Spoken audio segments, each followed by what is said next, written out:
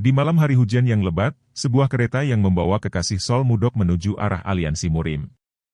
Anggota Ace Pavilion dan Lord Bai Muyue pergi sebagai perwakilan negosiasi. Di dalam perjalanan ia dicegat oleh anggota aliansi Murim. Karena negosiasi tidak berjalan dengan baik, akhirnya pertarungan pun dimulai. Pertarungan tanpa henti, darah bercucuran, hingga mayat yang bergelempangan, stamina anggota dan Lord Ice Pavilion hampir mencapai batas. Namun beberapa anggota aliansi Murim menyerang ke arah depan. Seketika tebasan ke samping membuat kepala anggota ia terbang ke udara, semua sia-sia setelah pimpinan aliansi Murim muncul. Negosiasi yang dia sepakati dia juga yang menusuk dari belakang. Pertarungan pun berlanjut, dengan kekuatan yang dahsyat pimpinan aliansi memotong beberapa kepala anggota Ice Pavilion. Lord Muyue berharap beberapa bala bantuan datang, namun pada akhirnya semua bala bantuan itu dihabisi oleh pimpinan aliansi Murim First Heaven Piercing Sword Dam Chunhak. Ia juga kaget kekuatan anggota Ice Pavilion semuanya hebat, dan juga bisa bertahan melawan dia. Lord Bai Muyue memprovokasi pimpinan aliansi, jika ia telah bertemu Master, ia akan dalam masalah. Apa yang dikatakan Lord Bai membuat anggota Murim marah, juga ingin memotong lidah dan membuat ia mati di tempat itu. Seketika Nona Hwayeon anak dari pimpinan Murim keluar. Untuk menyelesaikan pertarungan tanpa henti itu, dengan tegas pimpinan Murim perintahkan mundur seluruh anggota dia kecewa bahwa putrinya kabur dari rumah juga mempermalukan dia sebelumnya. Itu semua bisa dimaafkan sebagai ayahnya ia memberi putrinya kesempatan kepada putrinya, namun putrinya membuat penawaran jika ia kembali apakah seluruh anggota Ice Pavilion akan membiarkan mereka hidup. Ia pun sambil merunduk minta maaf, dengan apa yang disampaikan putrinya membuat ia marah, seketika ia mengayunkan pedang dan menebas putrinya.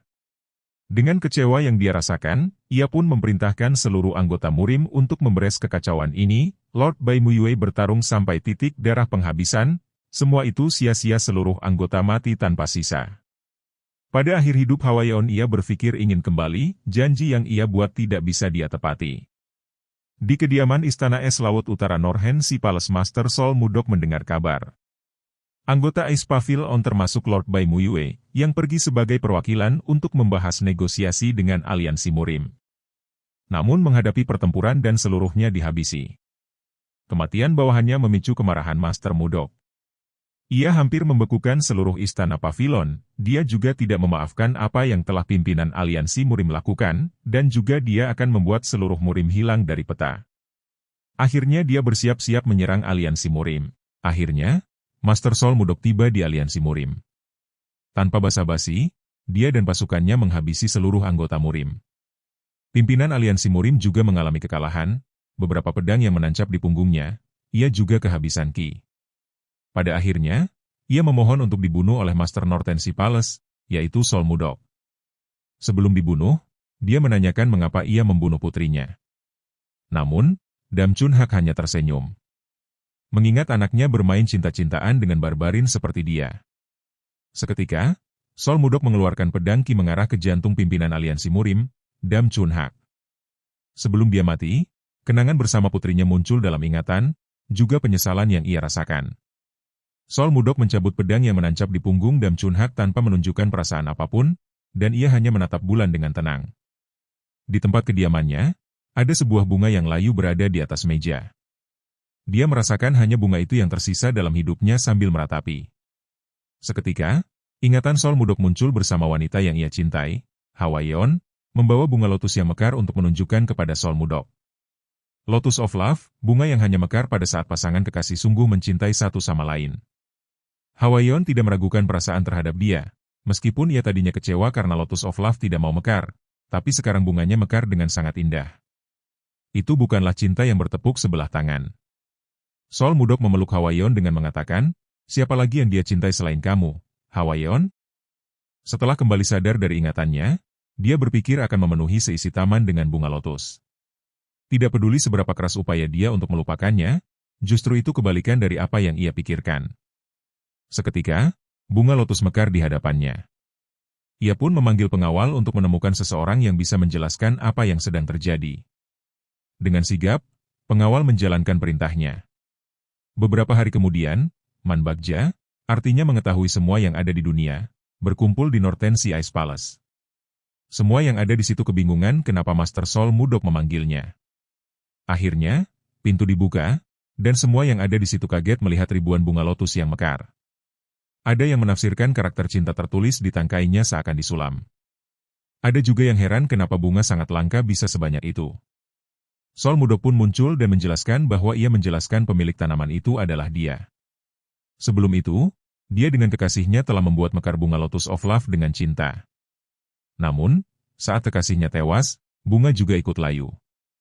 Beberapa hari yang lalu, bunga seketika mekar di hadapan dia. Dia pun mencari tahu apa makna dari itu semua.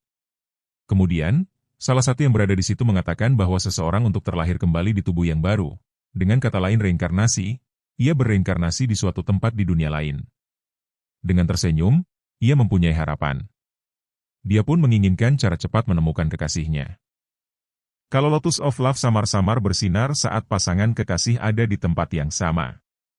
Ia belum bisa memikirkan cara membawa bunga lotus yang hidup ke tempat lain. Namun, seseorang dengan ide cemerlang memikirkan cara memasukkan lotus ke dalam perhiasan untuk membawanya bersamanya. Dengan hati yang senang, ia menyerahkan pekerjaannya. Dia akan berangkat 10 hari setelah persiapannya selesai. Pada saat itu, jika semuanya berjalan lancar, dia akan menghadiahkan masing-masing manbagja dengan 100 nyang emas. Harapan yang muncul, ia tidak akan melepaskannya, tidak peduli dimanapun dia berada, dia akan mengikutinya. Setelah 10 hari, ia pun berlayar menggunakan kapal. Dalam pencarian menggunakan peta, hanya satu tempat yang belum ia kunjungi, yaitu Hainan. Pencarian pun memakan waktu sekitar 3 tahun 5 bulan. Sebelumnya, dia tidak bisa menemukan dimanapun, termasuk kota Zongyuan. Selama itu, bela diri ia pun telah meningkat dari Flower Stage ke Sage Stage, juga mengalami bone reforging 2 kali. Ingatan Sol Mudok sebelumnya, ia marah karena Hwaeon ingin pergi menghadiri negosiasi. Hwaeon menegaskan jika ia ke sana sebagai putrinya, ayah akan memahami niat dia.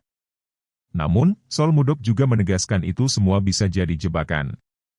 Hwaeon ingin percaya ayahnya sekali saja. Ia memohon kepada Sol Mudok agar ia bisa pergi. Dengan berat hati, ia memberi izin pergi. Kalau terjadi sesuatu, jangan ragu untuk segera kembali ke dia. Hwaeon berterima kasih kepada dia. Ia juga memberi kenang-kenangan berbentuk cincin dari mendiang ibunya. Ia mempercayai cincin itu bisa kembali ke pemiliknya. Hwaeon memberi kata-kata terakhir, jangan khawatir bahwa saya tidak akan meninggalkan kekasih yang saya cintai. Penyesalan selalu datang terakhir. Seharusnya Sol Mudok mencari cara supaya Hwaeon tidak pergi waktu itu. Kenangan pun berlalu. Saat ia berada dalam kapal, sebuah badai datang menerjang, membuat kapal ia terombang-ambing. Semua kru kapal menegaskan untuk berpegangan yang erat pada tiang, juga mengikat dirinya masing-masing dengan tali. Namun, kapal tidak mampu menahan badai yang amat besar itu. Hingga Sol Mudok menggunakan Guardian Key Shield. Usaha yang dilakukan dia tidak mampu menahan ombak yang datang. Semua kru dan juga kapal terhempas. Melihat seorang adik dan kakak meminta tolong menyelamatkan ibunya, dia pun menggunakan kekuatan manipulasi objek in void. Dengan kekuatan itu, ia menyelamatkan seorang ibu yang sedang tenggelam. Kemudian, ombak susulan hampir menghampiri kapal itu. Namun, kapal yang ia tumpai tidak akan bertahan lama lagi. Ia pun menggunakan satu cara terakhir, dengan menggunakan kekuatan Frozen Gale, untuk membekukan ombak yang besar. Pada saat bersamaan, perhiasan yang ia pakai menyinari seluruh lautan. Seketika, ia pun terbawa oleh sinaran itu. Ombak yang amat besar, cahaya perhiasan yang terang, hilang dalam sekejap. Kru kapal heran apa yang sedang terjadi. Di dalam kereta, dia bangun dari pingsan. Ia heran kenapa ia berada di tempat itu. Sebelumnya, ia bertarung melawan badai di tengah laut.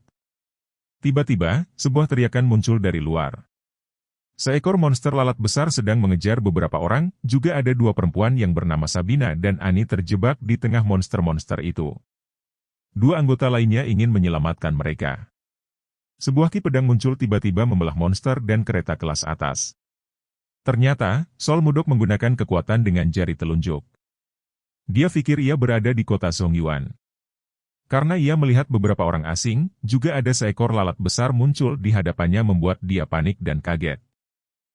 Dia heran ada orang asing dan lalat besar di kota Zongyuan ini. Tiba-tiba, seekor lalat itu datang untuk menyerang dia. Dengan santai, ia menghindar, kemudian ia menyerang dengan jurus Divine White Ice Palm. Seketika, lalat membeku dan hancur. Ia menegaskan, cukup berani serangga menyerang manusia hanya karena sudah bertumbuh lebih besar. Itu semua tak bisa diampuni. Ia pun maju ke arah depan untuk membasmi sisa-sisa serangga itu. Semua serangga yang berada di area itu beku seketika. Dua lelaki dan perempuan itu sangat kaget melihat kekuatan yang Sol Mudok keluarkan. Kemudian, seseorang datang menghampiri dia sambil memperkenalkan dirinya.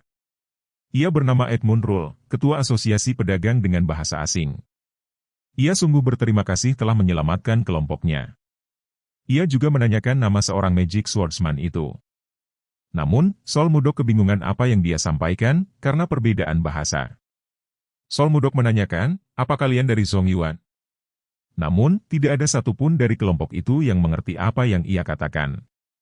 Kelompok itu merencanakan sesuatu agar ia mengerti apa yang dibicarakan, kemudian ia mengeluarkan sebuah cincin yang bisa menafsirkan bahasa.